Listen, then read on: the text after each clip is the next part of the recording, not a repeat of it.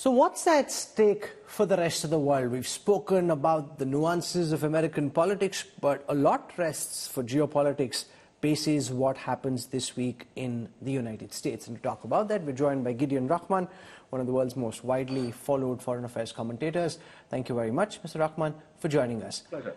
How do you see the outcome of this presidential election shaping the hot button issues of geopolitics at a macro level? I'll get into issue by issue in just a moment, but broadly, in terms of the direction global politics takes at this moment, how does this verdict impact that? I think it's, for once, actually, the choice is pretty stark. I mean, there are always strong elements of continuity in American foreign policy, Republican or Democrat, but some of the things that Trump wants to do would be quite a radical break. So the first is obviously sharply increasing tariffs. He's talked about a 60% tariff on Chinese goods, which would be a kind of bomb under the world economy because US-China is the largest trading relationship in the world, 10 to 20% on everyone else. That would really mean that America is a deeply protectionist country, and because it's the world's largest market for many goods, it would be a kind of radical reshaping of world trade. I think in terms of war and peace, Trump has said repeatedly that he would create peace in Ukraine in one day. Now, there's an element of hyperbole there, but I think the way that people read it is that he's saying there would be no more big Western aid packages for Ukraine, that Ukraine would be forced to come to the table. Whether Putin would come to the table is, I think, an interesting question. He might feel the war's going sufficiently well that he'll keep going. But Trump would clearly want to end the war, and I think probably also try to rebuild relations with Russia. I think as far as India is concerned, both sides will continue to press for a very close US-Indian relationship. China, it's a bit ambiguous. I mean, but I think that the tariff thing would be huge for China. Will Mr. Trump, if he wins, be able to implement the most radical parts of his campaign agenda? Many of his supporters argue that some of this is just said on the campaign trail. And if you see his actual record from 2016 to 2020, while he said a lot, he didn't necessarily go out and do many of those things. Well, that's, a fair point. I mean, I think that there are 2 points there, really. The first is what's rhetoric and what is he's really intending to do. And the second is what stuff does he need to get through Congress and what doesn't he? But my sense is that there's at least, 50-50 chance that Trump, a second Trump, would pursue some of his more radical ideas, because I think in the first term he was constrained by the fact that he appointed relatively conventional foreign policy advisors, people like H.R. McMaster, Rex Tillerson, who were very establishment Republicans. And many of those people have now bitterly denounced him and said they're not going to vote for him. John Bolton, John Kelly, his former chief of staff, has called him a fascist. So I think Trump is going to be surrounded by people who are much purer Trumpists, if you like, and more willing to really go for his agenda, including a man of Indian origin who you may have heard of called Kash Patel, who is an important Trump advisor and regarded with some fear by Democrats because I think he's somebody they think is very on board for purging the deep state, as Trump would call it. So I think Trump would be a bit more radical, and the question is, does he run into problems? I think tariffs he probably will do, and I think he can do it without having to get congressional approval for particular rates. Other issues, would he pull out of NATO? John Bolton has said that he would. I'm a bit more skeptical about that because this is an alliance of, over 30 countries where America is the dominant force. So it's a great American diplomatic asset. I'm not sure he'd really pull out of NATO in the long run, but I think he might undermine the NATO security guarantee, the idea that America would automatically fight if a NATO country was attacked. And in the context of Russia potentially winning the war in Ukraine, that would be really quite significant. Let's spend a moment on China.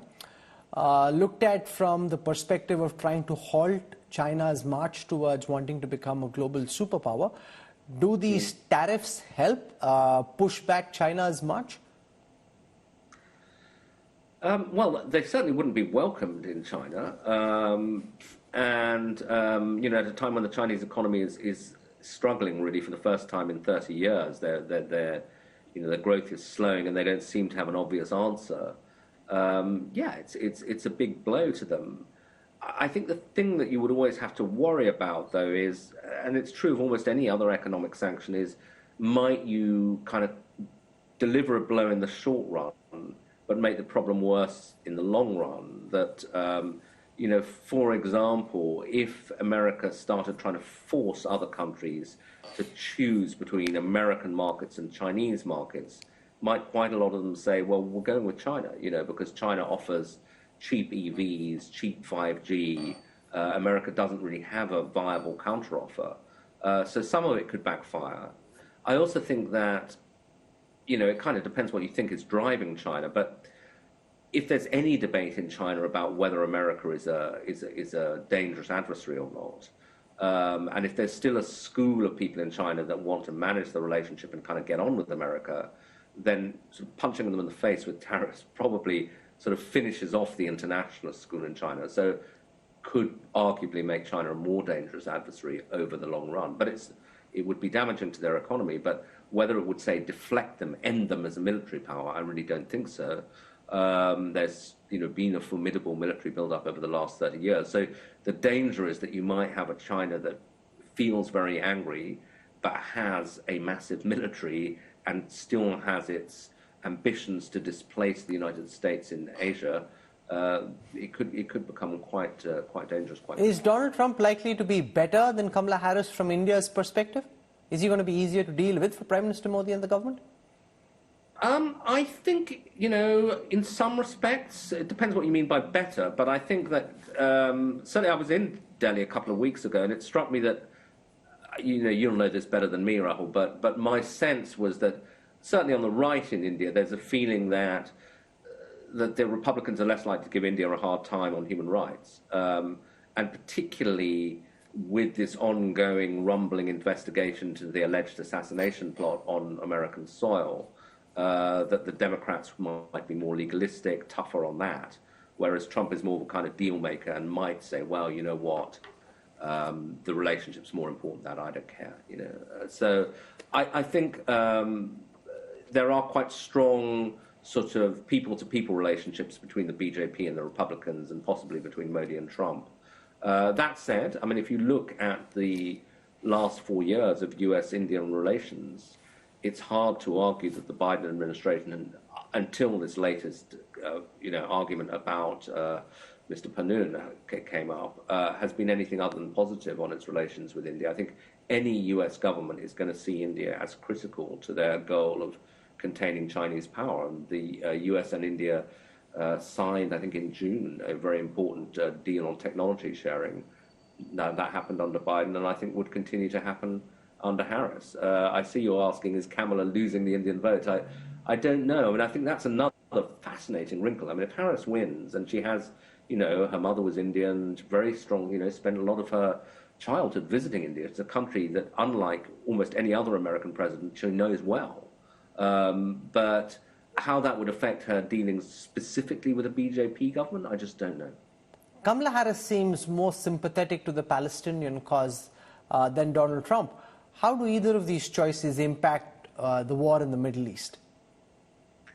Look, I think she is. Hard to be less sympathetic than Trump, but and I think she's more sympathetic than Biden, actually. But I think that any US president, there's a pretty narrow range in which they're going to move on that issue. I think she might try to be a bit tougher towards Netanyahu. There's no love lost there. And you could look at things like possibly restricting some arms sales, possibly even singling out one or two of the really far-right ministers in the Israeli government and, sanctioning them or something like that. I don't think that's beyond the bounds of possibility. But on the other hand, I don't think that there would be any question of putting Israel's security at risk. So even as they got tough with the Israelis over, indiscriminate killing in Gaza or what's happening on the West Bank, there would be a kind of ironclad commitment to defending Israel from missile attacks from Iran. So that would remain.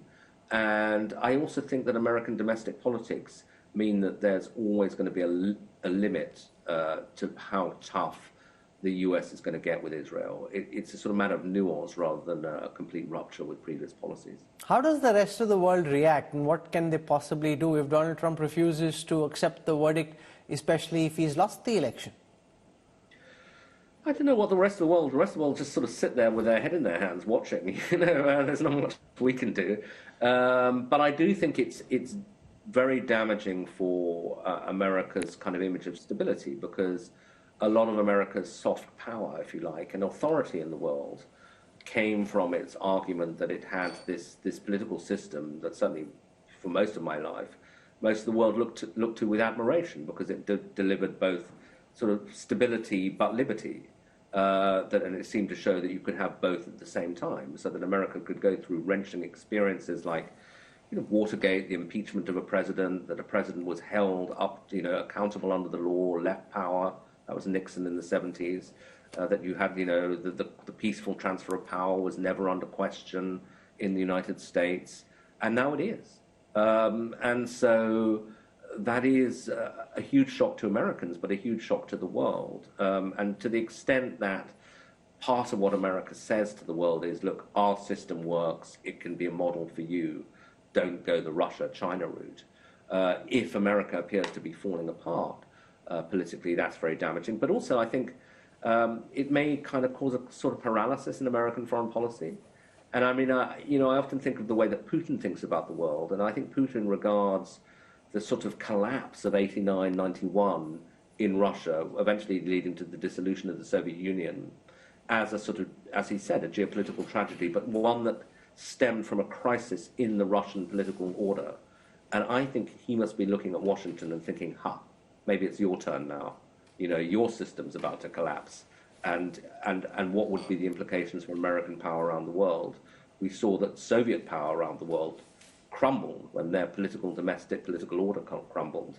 Might the same thing happen to the United States? I think Putin would certainly be hoping so. Putin and Xi Jinping would quite like that. A lot at stake very clearly on what happens in the United States. Gideon Rachman, for joining us. Thank you very much. My pleasure.